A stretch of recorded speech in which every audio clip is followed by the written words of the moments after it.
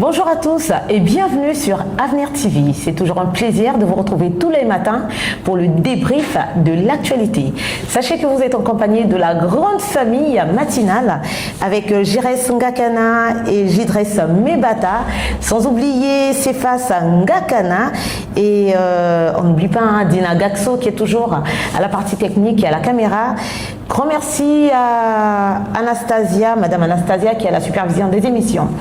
Tous les matins, je ne suis pas seule sur ce plateau, je suis toujours accompagnée de l'homme qu'il faut, celui qui est là pour le débrief, Alain Ferril Manzakou, MAF pour les intimes. Alain, bonjour.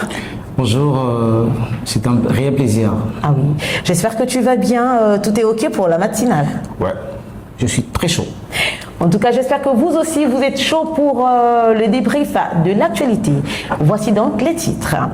Le Venezuela sous haute tension après l'enlèvement du président Nicolás Maduro par les forces américaines dans la nuit du 3 janvier 2026. Delcy Rodriguez, vice-présidente du Venezuela, a été désignée présidente par intérim après l'enlèvement de Nicolás Maduro. Qui est donc Delcy Rodriguez et quel avenir pour le Venezuela?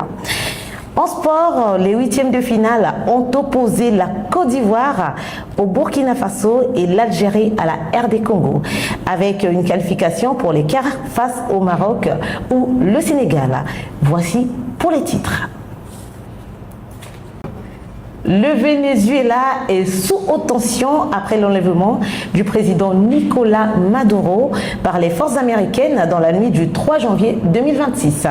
L'opération baptisée Absolute Resolve a été menée par la Delta Force, a impliqué des frappes aériennes et des commandos.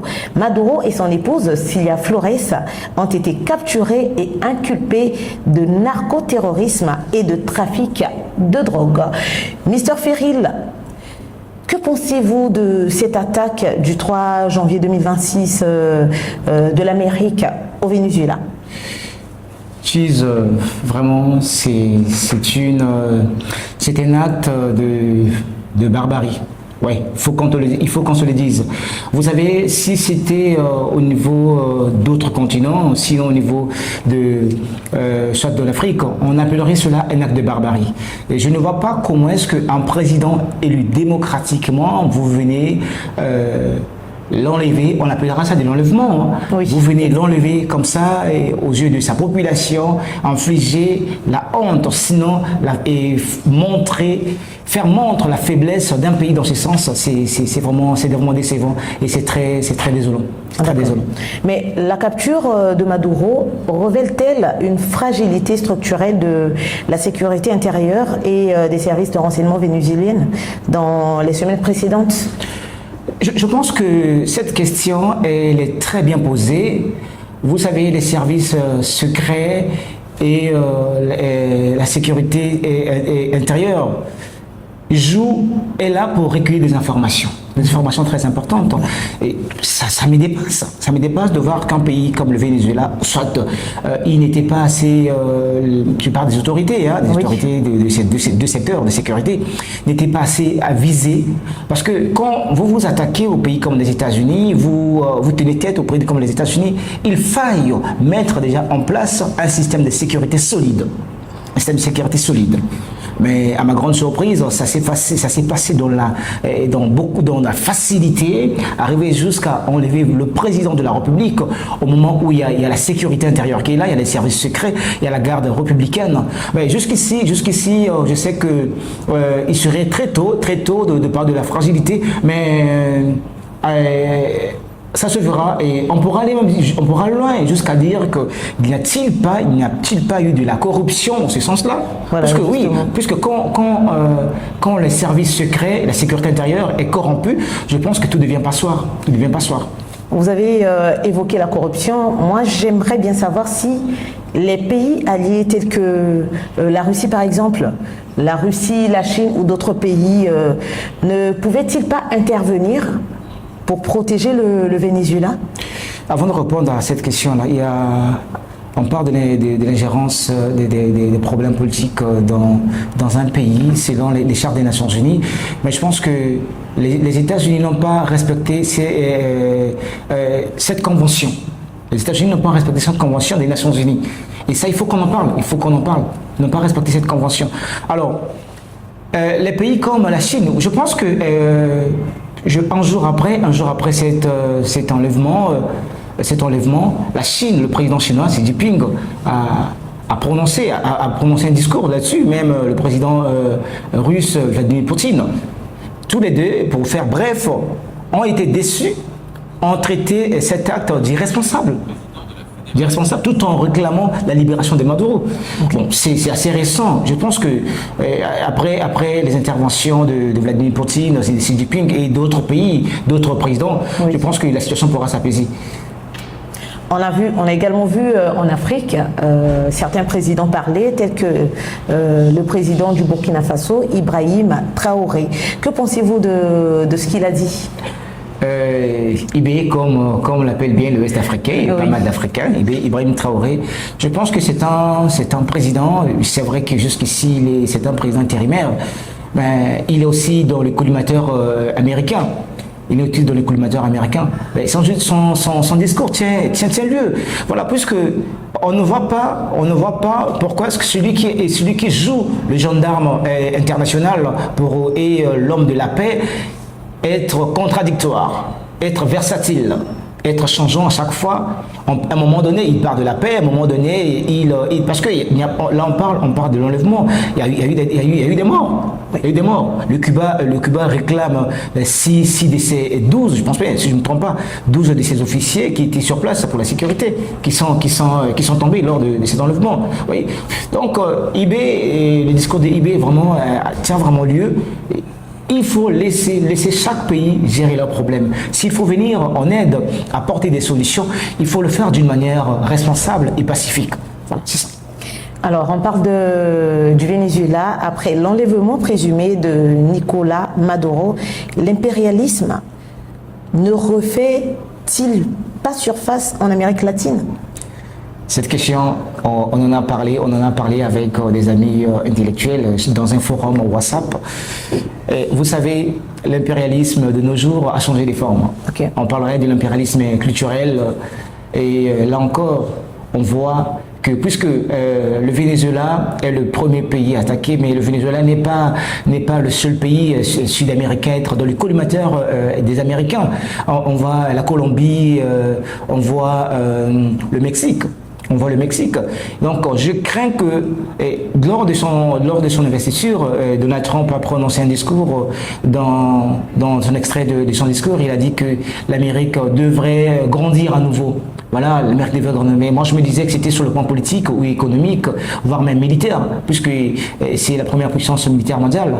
Je ne m'attendais pas à ce qu'il parle de se croître d'une manière à annexer d'autres pays. Voilà, annexer d'autres pays. Vraiment, je suis très choqué. Je pense que il est peut-être tôt de parler de l'impérialisme qui refait surface, mais je crains que cela puisse avoir lieu dans un futur très proche, surtout en Amérique du Sud. En tout cas, merci beaucoup. Aujourd'hui, il y a la Chine qui accuse les États-Unis d'hégémonie et de violation de droits internationaux. Voilà, permettez-moi. Entre 2008, on se rappelle bien, entre 2006 et 2008, Pékin avait accordé un prêt d'investissement qui devait être remboursé par le pétrole au Venezuela. En tout cas, c'était un prêt de 400 000 à 800 000 barils de pétrole qu'il fallait rembourser. Alors, est-ce que ce qui s'est passé au Venezuela, comment est-ce que je peux reformuler ça? Est-ce que c'est pas un problème pour la Chine? Un problème pour la Chine, je pense bien. Si je n'ai pas ces informations-là, si vous le dites, certainement elles sont avérées. Et si c'est vraiment cette information est avérée, je pense que ça va créer un problème. Ça va vraiment créer un problème puisque la Chine est l'un des partenaires majeurs du Venezuela. Et aujourd'hui, entre la Chine et les États-Unis, il y a eu des tensions. Vous savez, avec le taux élevé des exportations des marchandises, tout ça là. Là, cette étape est passée. Et en voyant les intérêts de la Chine qui se trouvent au niveau du Venezuela, et si les États-Unis ne se limitaient pas quelque part à chercher vraiment à annexer totalement le Venezuela, je pense que, hormis le Venezuela, nous assisterons à d'autres tensions géopolitiques entre les grandes puissances, je parlerai ainsi, surtout entre les États-Unis et la Chine. En tout cas, je vais reprendre la question pour plus d'éclaircissement et pour une meilleure audition. La Chine accuse les États-Unis d'hégémonie et de violation de droits internationaux.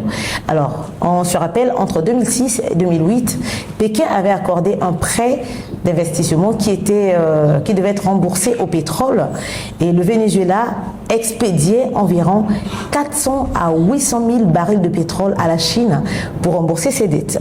Et la Chine achète environ 80% du pétrole du Venezuela. Aujourd'hui, avec cette crise, avec la chute de Maduro, tous les accords ne sont-ils pas en danger? Si. Pour répondre déjà à votre question, vous avez parlé de la violation des droits internationaux et des droits internationaux. Oui, je pense que là, ce n'est plus à démontrer. C'est une violation des droits internationaux, surtout mise en route par les Nations Unies. Par les Nations Unies. Donc ce droit a été violé. Ils y sont allés s'ingérer d'un pays, de la politique d'un pays qui ne leur concerne pas. C'est vrai, il y a des accusations, on lui accuse d'être un narcoterroriste, un narcoterroriste avec sa femme. Mais je pense que ce non-respect de droits internationaux n'est pas d'aujourd'hui. Depuis toujours, ses prédécesseurs, les prédécesseurs de monsieur Donald Trump, ont harcelé le Venezuela. Du vivant de son prédécesseur de Maduro. Du prédécesseur de Maduro. C'était très chaotique. Je pense que les États-Unis ont toujours voulu du pétrole, avoir le contrôle du pétrole vénézuélien. Donc, ils ont violé les droits internationaux. Et il s'est à rappeler que le Venezuela a la plus grande réserve de pétrole du monde. Vous voyez? Donc, les États-Unis, je pense que ce n'est qu'un prétexte, à mon humble avis, ce n'est qu'un prétexte de traiter Maduro de narco-terroriste. Ce n'est qu'un prétexte pour annexer ce pays-là et profiter de leur richesse. Alors, je crains que si ce que le Venezuela devait à la Chine, oui, en termes de barils de pétrole, n'a pas été réglé totalement, ça pourrait créer une tension sans précédent, autant pour moi, entre les deux nations, entre les États-Unis et la Chine. Puisque la Chine a ses intérêts de l'autre côté. Vous savez qu'aujourd'hui, le pétrole, c'est l'or noir, c'est un denrée très rare et que tous les pays n'en bénéficient pas, et ceux qui n'en bénéficient pas, surtout ceux qui sont des grandes puissances, envient et veulent tout de suite en procurer. Donc ça pourrait créer des tensions, sauf si il pouvait avoir un accord à l'amiable pour régler cela. Sinon, ça va créer vraiment des vives tensions entre les deux grandes nations.